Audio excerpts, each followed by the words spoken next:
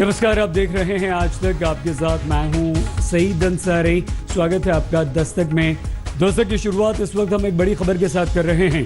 Corona महामारी के बावजूद बीजेपी की नरेंद्र मोदी सरकार के दूसरे कार्यकाल के पहली वर्षगांठ पर बीजेपी पूरे देश भर में एक अभियान चलाएगी। लॉकडाउन के बीच बीजेपी वर्चुअल रैलियां करेगी। बीजेपी कोरोना महामारी को देखते हुए इस अभियान को डिजिटल माध्यम से ही केंद्र सरकार की उपलब्धियों को लोगों तक पहुंचाने का ये अभियान होगा, जिसमें डिजिटल इस्तेमाल किया जाएगा। 10 करोड़ परिवारों तक पहुंचने का लक्ष्य बीजेपी ने रखा है।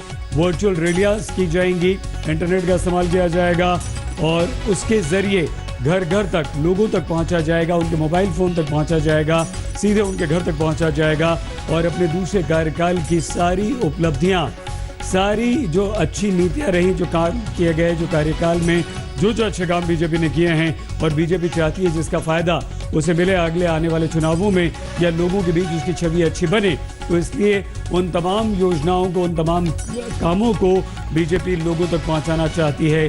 और ये एक बहुत बड़ा अभियान होगा। 10 करोड़ परिवारों तक पहुंचने का बीजेपी का ये लक्ष्य है। वर्चुअल रैलियां होंगी। ये रैलियां आपके सीधे हाथों में मोबाइल फोन तक पहुंचेंगे। हिमांशु मिश्रा हमारे संवाददाता हमारे साथ हैं। हिमांशु, किस तरह की वर्चुअल रैलियां होंगी, कैसे लोगों तक पहुंचेंगी? देखिए, छोटे छोटे व्हाट्सएप ग्रुप बनाए जाएंगे और ज्यादा से ज्यादा लोगों को जो है नए नए टेक्नोलॉजी के साथ जोड़ा जाएगा और वर्चुअल रैलीज की जाएंगी। और पहली रैली जो है ये वर्चुअल रैली बीजेपी अध्यक्ष जेपी नड्डा की तरफ से की जाएगी। और सबसे बड़ी बात ये है कि प्रधानमंत्री के द्वारा लिखित जो है सहित वो एक लेटर होगा जिसके अंदर ये संकल्प लेना होगा आत्मनिर्भर भारत कैसे बने, अर्थव्यवस्था पे, और वो जो प्रधानमंत्री ने नारा दिया था लोकल के लिए वोकल होना होगा, उसका संकल्प होगा। भारत को जो है वो किस तरीके से आगे बढ़ना है, साथ ही साथ कोविड-19 के खिलाफ आपको जो है सावधानियां। और हिमांशु, बहुत धन्यवाद आपका। हमारे संवाददाता हिमांशु मिश्रा जानकारी दे रहे थे दिल्ली से।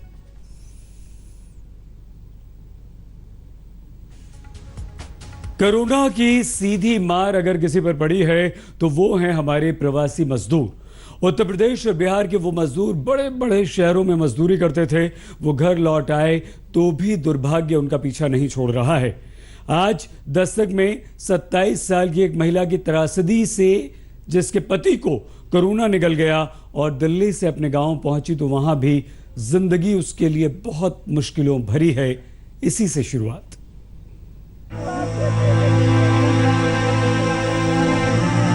इन आंसुओं में पीड़ा, बेबसी और सब कुछ खो देने के धधकते अंगारे हैं। इसके एक एक कतरे में वो ताप है कि आसमान भी पिघल जाए। अपनी पति राजकुमार के साथ आशा दिल्ली में रहती थी, लेकिन कोरोना ने एक झटके में इसकी दुनिया बदल दी। 21 मई को इसके पति की दिल्ली में मौत हो गई। जिंदगी का आसरा चला गया। जैसे तैसे अयोध्या जिले के अपने गांव धुरेहटा लौटी तो अभी 21 दिन के लिए क्वारंटाइन का वनवास काट रही है। जब मैं दिल्ली में थी, 21 तारीख को मेरे पति की डेथ हुई। 10 तारीख को ले जाके एडमिट कराई हूँ, 21 तारीख को उनकी डेथ हो गई। वहाँ मेरा सुख दुख सुनने वाला कोई नहीं था सर। मेरे पास कोई नहीं आ रहा था। इतना मैं चीख के रोई थी सर, कोई नहीं आया था मेरे पास। उसके बाद हर जगह में फोन करी, कोई मेरी सुनवाई नहीं हो रही थी सर, इसलिए मैं गाड़ी बुक कर सीधा यहाँ। पिछले 12-13 दिनों में 27 साल की आशा ने वो सब देख लिया जिसे देखना किसी शाप से कम नहीं है। पति को कोरोना हुआ, किराए के घर में रह रही थी। आस पड़ोस वालों ने सुना तो दूरी बना ली। 21 दिन तक कोरोना से लड़ने में पति पस्त हो गया। पति का चेहरा भी आखिरी बार देख नहीं सकी। बच्चों को लेकर जा नहीं सकती थी और आस पड़ोस में कोई भी उसके बच्चों को अपने पास रखने को तैयार नहीं था। मुझे बुलाया गया था सब देखने के लिए, पर मेरे छोटे बच्चे थे पड़ोसी के पास, जिसके पास छोड़कर गई थी, वो भी बोली मैं गौर लगती हूँ, नहीं देख पाऊंगी आपके बच्चे को। मैं नहीं जा पाई देखने के लिए। मैं डॉक्टर लोग से बोली मेरे छोटे छोटे बच्चे हैं, मुझे एम्बुलेंस भेजा जाए, मैं तीनों बच्चों को लेकर आऊंगी। बोले बच्चों को लेकर यहाँ आना मना है, आप नहीं आ सकते हो। जिसके साथ ना जाने जिंदगी के कितने सपने बुने होंगे, जिसके चेहरे को देखकर जिंदगी का चेहरा हंसता मुस्कुराता नजर आता होगा, आशा की बेबसी देखिए कि अपने उस पति को आखिरी बार देख तक नहीं सकी, ना ही अंतिम संस्कार कर सकी। 22 तारीख को डेड बॉडी 2 बजे जलाया गया था। वो सब आप कैसे हुआ, ये सब अस्पताल में किया? हाँ, तो सब कुछ अस्पताल वाले ने किया, मुझे फोन पर बताया गया बस। जिंदगी कई बार कितने निर्मम इम्तिहान लेती है। पति के मरने के बाद किसी तरह किराए पर गाड़ी लेकर आशा गांव पहुंची तो यहां 21 दिन के लिए क्वारंटाइन कर दी गई है। बच्चे तो इतने छोटे हैं कि वो समझ भी नहीं पा रहे होंगे कि जिंदगी ने उनके सिर से पिता का साया छीन लिया है। और थोड़ी दूर पर खड़ा वृद्ध पिता खुद को समझाने की कोशिश कर रहा है कि इस बेबसी का आखिर सिरा है कहां। और झेल रहे हैं जैसे झेल पा रहे हैं। अच्छा। हाँ, रो गा के अपना बिता रहे हैं, क्या करें। कुछ दिन बाद जब क्वारंटाइन खत्म हुआ तो ले जाएंगे? हाँ हाँ, पहले नहीं, जब पूर्ण हो जाएगा क्वारंटाइन तब ले जाएंगे। कोरोना ने दिखाया कि इंसान की जिंदगी कैसे मजबूरियों के क्वारंटाइन सेंटर में कैद हो जाती है, और उससे ज्यादा ये दिखाया कि प्रवासी मजदूरों का दर्द और विस्थापन क्या है। आजाद हिंदुस्तान ने ऐसा विस्थापन कभी नहीं देखा था। 24 मई तक उत्तर प्रदेश में 23 लाख से ज्यादा प्रवासी मजदूर लौट आए हैं। 21 मई तक बिहार में करीब 7.5 लाख मजदूर आ चुके थे, जिनके लिए 10,353 ब्लॉक क्वारंटाइन सेंटर बन चुके हैं। झारखंड में 23 मई तक 2,90,000 मजदूर आ चुके थे, जिनको कहीं घर में तो कहीं बाहर क्वारंटाइन किया गया है। 1 से 21 मई के बीच ओडिशा में 2,20,000 से ज्यादा मजदूरों की घर वापसी हो गई। एक अनुमान के मुताबिक 75 लाख प्रवासी मजदूर घर पहुंच चुके हैं, जबकि 36 लाख और पहुंचने की उम्मीद है। शहरों से निराश होकर जब लोग गांव पहुंचे तो वहां छुआछूत का एक नया दौर शुरू हो गया। अयोध्या जिले के ही दूसरे गांव मिर्जापुर खजूरी का हाल देख लीजिए। यहाँ तो युवक मुंबई में मजदूर थे, यहाँ से गांव आए तो दूरी समझ में आती है, लेकिन जो देखता वही दुआ सलाम तो दूर, देखते ही मुंह फेर लेता। मजदूर जब गांव-गांव में पहुंचने लगे हैं तो सोशल डिस्टेंसिंग का स्वरूप भी बदलने लगा है। हम इस वक्त अयोध्या के एक गांव में हैं, जहां पर कुछ इस तरीके से बगीचे में मचान पर लोगों ने अपना आशियाना बना लिया है और पूरा क्वारंटाइन पीरियड यानी कि 21 दिनों तक ऐसे ही मचानों पर इन्हें रहना है, ऐसे ही मचानों पर इन्हें 21 दिन गुजारने हैं। सर, जब मैं अपने गांव पहुंचा तो लोगों को जब सलाम नमस्ते करता था तो लोग थोड़ा मुंह घुमाते थे, इसके लिए मैं अपने गांव के अंदर नहीं गया। मैं इधर ही अपना आशियाना बना के और यहीं रहना शुरू कर दिया। वैसे ही एक गांव में गांव वालों ने थोड़ी दरिया दिली दिखाई, जो ट्यूबवेल के पास झोपड़ी बनवाकर इन लोगों को दे दिया ताकि दिल्ली से लौटा एक परिवार 21 दिन तक गुजारा कर सके। वहाँ से जब हमारा टेस्ट वगैरह हर चीज़ हो गया तो वहाँ पे बोला गया कि आप 21 दिन रहिए और किसी से मिलना जुलना नहीं है, अपना एक आंत में रहना है, अपना बचाव करोगे, वही सबसे बड़ा वो है। जब तापमान का पारा 45 डिग्री पर मचल रहा, उस वक्त छोटे छोटे बच्चों के साथ खुली झोपड़ी में दिन रात गुजारने की यातना कितनी बुरी होगी। कुमार अभिषेक, अयोध्या, आज तक। जो भी मजदूर देश के अलग अलग हिस्सों से बिहार या उत्तर प्रदेश में कहीं जा रहे हैं तो उनको उनके गांव के बाहर ही क्वारंटीन किया जाता है। इसलिए जगह जगह पर क्वारंटीन सेंटर्स बनाए गए हैं, लेकिन वहां की बदइंतजामी कोरोना से भी ज्यादा खतरनाक है। ऐसे ही कुछ क्वारंटीन सेंटर्स का सच हमारे संवाददाता आपके सामने रख रहे हैं।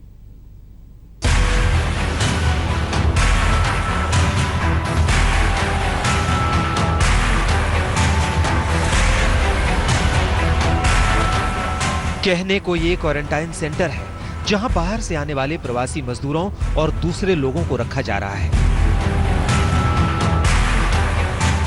लेकिन यहां आदमी कोरोना से क्या बचेगा, बदइंतजामी ही उसको मार डालेगी।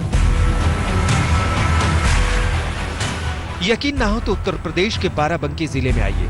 बाराबंकी जिले के जहांगीराबाद इलाके के इस प्राथमिक विद्यालय में क्वारंटाइन सेंटर बना। इस जगह पर दूसरे प्रदेशों से आए हुए करीब 25 मजदूर क्वारंटाइन किए गए हैं। सरकार के दावों पर मत जाइए, इनका हाल देखिए। यहाँ तापमान का पारा 46-47 डिग्री तक पहुंच गया है, लेकिन बिजली का नामो निशान नहीं है। पानी पीना हो तो खुद इंतजाम करना है, खाने का इंतजाम भी खुद ही करना है। सरकार की तरफ से कोई पूछने वाला नहीं कि ये लोग जी कैसे रहे हैं। इन्हें 14 दिन के लिए क्वारंटाइन कर दिया गया, लेकिन ना कोई डॉक्टर आया, ना अधिकारी, बल्कि गांव का प्रधान तक नहीं। कुछ सुविधा नहीं मिला है हम लोग को। हमने फोन भी सूचना भी दिया था अपने ग्राम प्रधान के पास, लेकिन उन्होंने भी बोला कि सरकार के यहाँ से हमारे पास कोई सुविधा नहीं, इसलिए आपको कोई सुविधा नहीं दे सकते। यहाँ लाइट वाइट की व्यवस्था कोई नहीं, हम लोग घर से खाना मंगवा के खाते हैं। रात में जैसे अंधेरे में खाते हैं सर, तो कीड़े उड़े फोन का टार्च बार के खाते हैं, तो कीड़े उड़े खाने में पड़ते हैं। यहाँ पे कुछ नहीं देते हैं। यहाँ पे रात में हम लोग सो जाते हैं, लेकिन दिन में इतना धूप गर्मी में पंखा बिजली कुछ भी नहीं है। डॉक्टर कोई जांच करने के लिए कोई नहीं आता है सर यहाँ। प्रधान गांव का कोई आता है? कोई नहीं आता सर। इस भीषण गर्मी में किसी छोटे पेड़ के नीचे ये प्रवासी मजदूर छांव तलाशते हैं, तो कभी हाथ वाले पंखे से गर्मी भगाते हैं। यहाँ पर कोई अगर बीमार हो जाए, तबीयत खराब हो, कैसे पता लगेगा? वो आशा बहु सर आती है, गाँव से जानकारी करके चली जाती है। हाँ। उसके बाद यहाँ तक आती नहीं, घर से पता करती है, उसके बाद बोलती है कोई दिक्कत हो तो हमें फोन करना। उन्होंने कहा क्वारंटाइन 14 दिन स्कूल में अपने यहाँ क्षेत्र में जो है पूरा करो। हाँ। उसके बाद यही घर जाओ। थाने वाले हमें रोक के कह देते हैं आप गांव के बाहर स्कूल है उसमें जाके रहिए, 14 दिन के बाद आप घर चले जाइएगा। ये वो मजदूर हैं जो अपनी जुबानी बता रहे हैं कि उनको क्या तकलीफ है। यहाँ खुले में इनको चिलचिलाती गर्मी के बीच बगैर बिजली के, बगैर पानी और खाने के रखा गया है। खाना अपने घर से मंगाए तो खाना खा सकते हैं, वरना भूखों मरने की नौबत आ जाए। लेटने के लिए बिस्तर नहीं है, यहाँ सफाई की कोई व्यवस्था नहीं है, और तो और डॉक्टर भी पूछने नहीं आता। ऐसे में सवाल ये उठता है कि आखिरकार प्रशासन कर क्या रहा है, जिसको लाखों रुपए मिलते हैं इस बात के कि इन लोगों की सुविधा दी जाए, इन लोगों का डॉक्टरी परीक्षण किया जाए।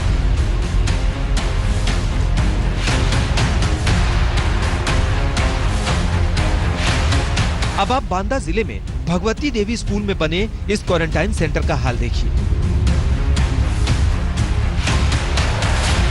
यहाँ 300 मजदूर रुके हुए हैं। यहाँ खाने पीने का इंतजाम नाकाफी है।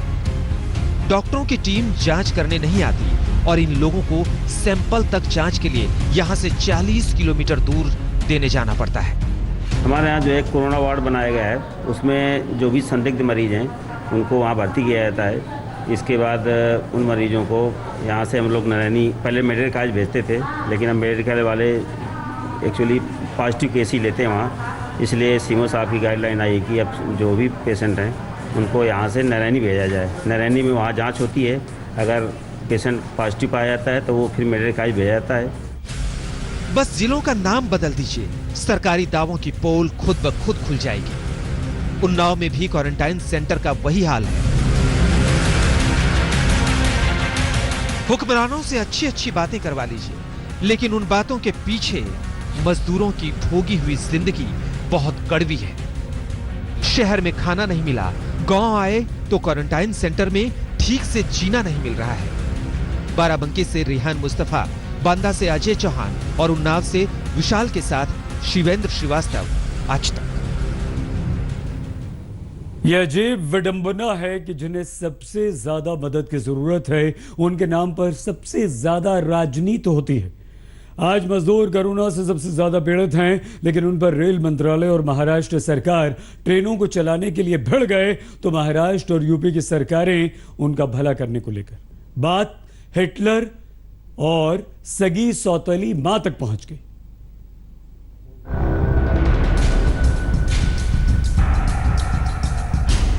इन मजदूरों को पता नहीं होगा कि इनकी भूख, इनकी बेरोजगारी, इनके घर लौटने की जद्दोजहद को लेकर राजनीति कितनी बेचैन है। लेकिन शायद अकबर इलाहाबादी के उस शेर की तरह कि कौम के गम में डिनर खाते हैं हुक्काम के साथ, रंज लीडर को बहुत है मगर आराम के साथ।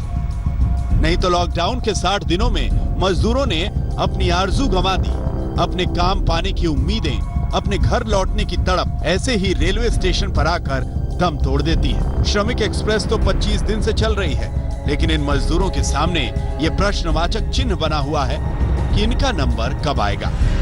बहुत तकलीफ थी, सबको तकलीफ थी। गांव वाला भी बहुत तकलीफ में, हम भी बहुत तकलीफ में, बच्चा लेके बहुत परेशान, खाना पीने का बहुत तकलीफ है।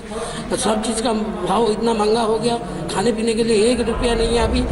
पता नहीं इनके लिए उम्मीदों की ट्रेन कब चलेगी, लेकिन इन मजदूरों की बेबसी की पटरी पर सियासत की ट्रेन जरूर दौड़ने लगी। रविवार को महाराष्ट्र के मुख्यमंत्री उद्धव ठाकरे ने रेल मंत्रालय के सामने शिकायतों का पिटारा खोल दिया। आपण रोज 80 ट्रेनची मागणी करतोय, रोज 80 ट्रेनची मागणी करतोय की आम्ही सोय करायला तयार आहोत, आम्हाला ट्रेन्स द्या, पण रोजच्या 30 ते 40 म्हणजे अर्ध्या ट्रेन्स आपल्याला रोज मिळतात.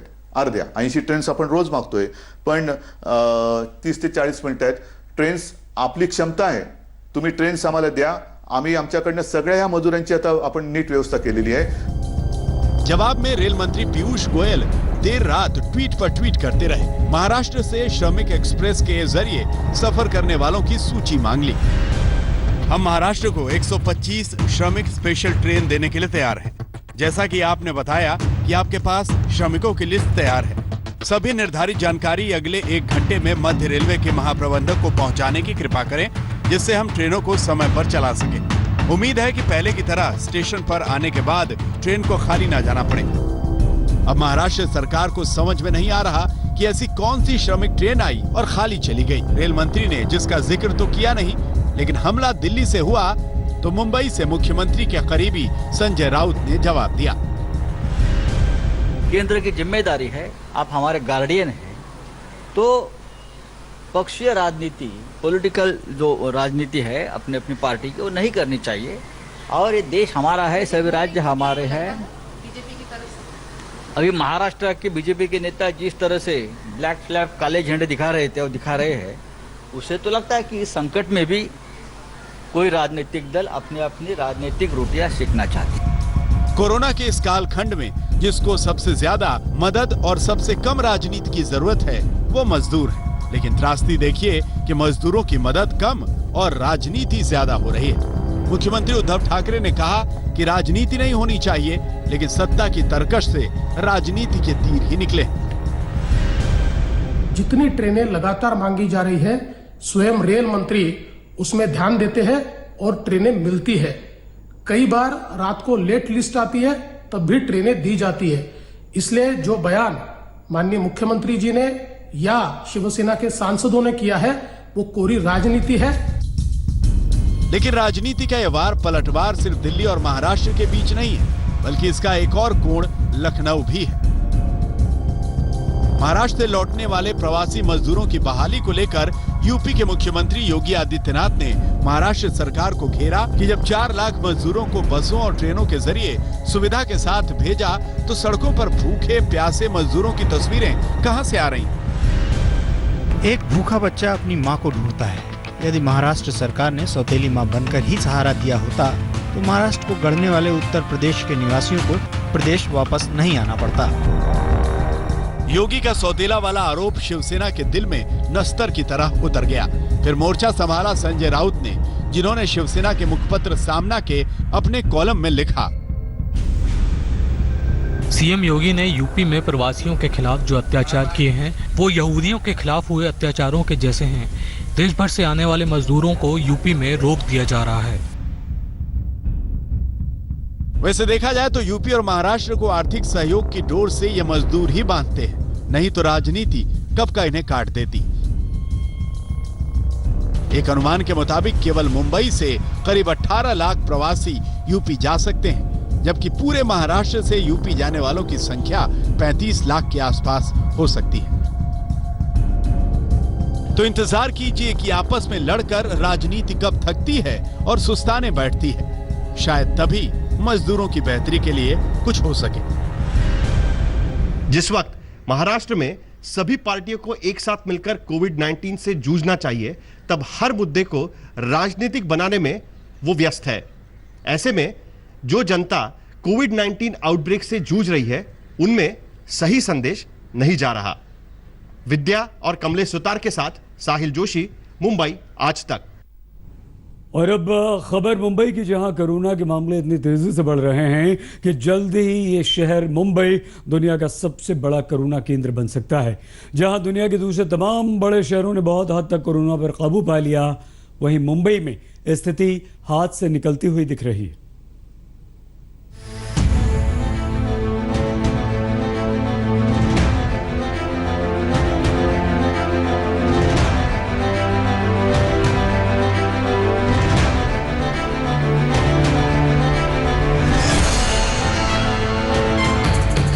रात के 12 बजे जिस मुंबई में दिन निकलता था, वहां आज जिंदगी के चेहरे पर बेनूरी के 12 बजे हुए हैं। कोरोना ने शहर के चप्पे चप्पे पर अपने ऐसे पांव जमा लिए हैं कि ये शहर अपने चौवे पर खड़ा होकर झांकता है कि कब ये कोरोना उसकी गलियों को छोड़कर जाएगा। 30,000 से ज्यादा कोरोना के मामले मुंबई को ही नहीं, अब देश को भी डराने लगा है। लेकिन सरकार कह रही है कि डरो मत। सबसे पहले तो नंबर्स से डरने की बात नहीं होती, क्योंकि जब भी एपिडेमिक होता है या कम्युनिटी स्प्रेड होता है, तब जितने नंबर्स आप ढूंढ सको, आइसोलेट कर सको और फिर उनको ठीक कर सको, मुझे लगता है उसमें सक्सेस होती है। नंबर्स कम है, ज़्यादा है, इस पर ध्यान देने की ज़रूरत नहीं है, हमें उन लोगों तक पहुँचना ज़रूरी है। तो वो हमारे सारे वार्ड ऑफिसर्स कर रहे हैं, सारे हेल्थ ऑफिसर्स कर रहे हैं। डरना कोई कोरोना का समाधान नहीं है, लेकिन मुंबई सिर्फ देश का ही सबसे बड़ा कोरोना शहर नहीं है, बल्कि दुनिया का नंबर 1 शहर होने की दिशा में बढ़ चुका है। अभी रूस की राजधानी मॉस्को के बाद मुंबई दुनिया का सबसे बड़ा कोरोना हॉटस्पॉट शहर है। लेकिन जिस रफ्तार से यहाँ कोरोना बढ़ रहा है, इसमें जल्द ही ये मॉस्को को भी पीछे छोड़ देगा। 1 मई को मुंबई में कोरोना के 7,625 मामले थे, जो आज 31,972 हो गए हैं, यानी 4 गुना से भी ज्यादा। मुंबई और मॉस्को दोनों बराबर आकार के शहर हैं। मुंबई में 16 मई को नए केस 884 आए, जबकि मॉस्को में 3,505। वहीं 22 मई को मुंबई में केस बढ़कर 1,751 हो गए, जबकि मॉस्को में घटकर 2,988। 16 मई को जहां मुंबई में कोरोना की ग्रोथ रेट 4.81% थी, वो 22 मई को बढ़कर 6.47% हो गई, जबकि मॉस्को में 16 मई को ग्रोथ रेट 2.52% थी, जो अब घटकर 1.89% हो गई। ये लक्षण बताते हैं कि जल्द ही मुंबई कोरोना के बढ़ते मामलों में मॉस्को को भी पीछे छोड़ देगा। आलम यह है कि महाराष्ट्र सरकार के अब तक 2 मंत्री कोरोना की चपेट में आ चुके हैं। ज्यादा दिन नहीं हुए जब न्यूयॉर्क में कोरोना के बढ़ते मामलों को देखकर कहा जाता था कि ये नया वुहान है, लेकिन कोरोना को न्यूयॉर्क ने कब का पीछे छोड़ दिया। अगर न्यूयॉर्क से तुलना करें तो मुंबई में 1 मई को नए मामले 751 थे, जबकि न्यूयॉर्क में नए मामले 1871। लेकिन 22 मई तक वहां नए मामले 202 पर गिर गए और मुंबई में बढ़कर 1751 पर पहुंच गए। न्यूयॉर्क ने तो बहुत हद तक कोरोना पर काबू पा लिया, लेकिन मुंबई की किस्मत में वैसे अच्छे दिन अभी आए नहीं हैं। वैसे सरकार का दावा है कि जून के पहले हफ्ते तक मुंबई में 9,000 बेड तैयार कर लिए जाएंगे, जबकि प्राइवेट अस्पतालों में भी 80% बेड कोरोना मरीजों के लिए होंगे। वो तो पहले से रहा है, जितने हम बेड्स बनाए उतना कम पड़ते हैं, क्योंकि हमारे देश की तो आबादी काफ़ी बड़ी है। लेकिन जितने भी हम बफर बेड्स कर सकते हैं, जैसे हमने कहा कि पहले फेज में 9,000 बेड्स कर रहे हैं, वो भी काम शुरू है। मुंबई से महाराष्ट्र चलता है, लेकिन उससे आगे देश की अर्थव्यवस्था चलती है।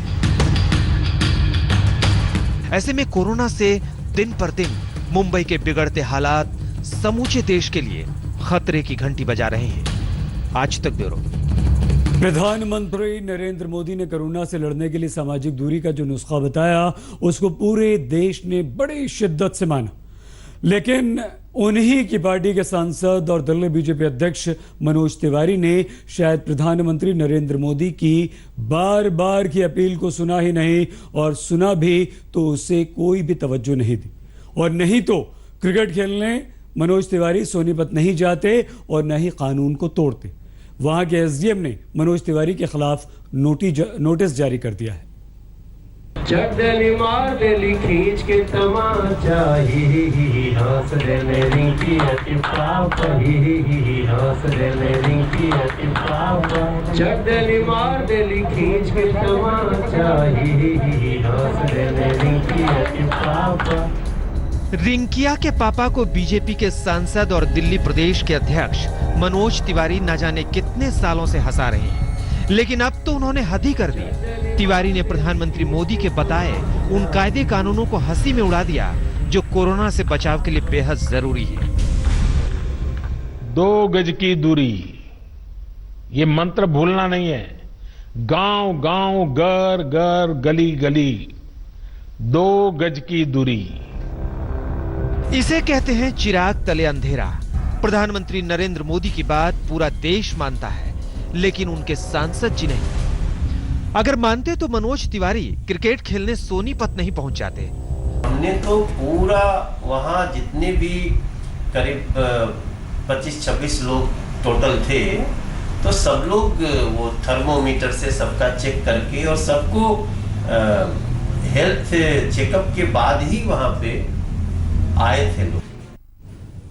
दस्तक में आज के लिए बस इतना ही। अपना बहुत ख्याल रखिएगा, देखते रहिए आज तक।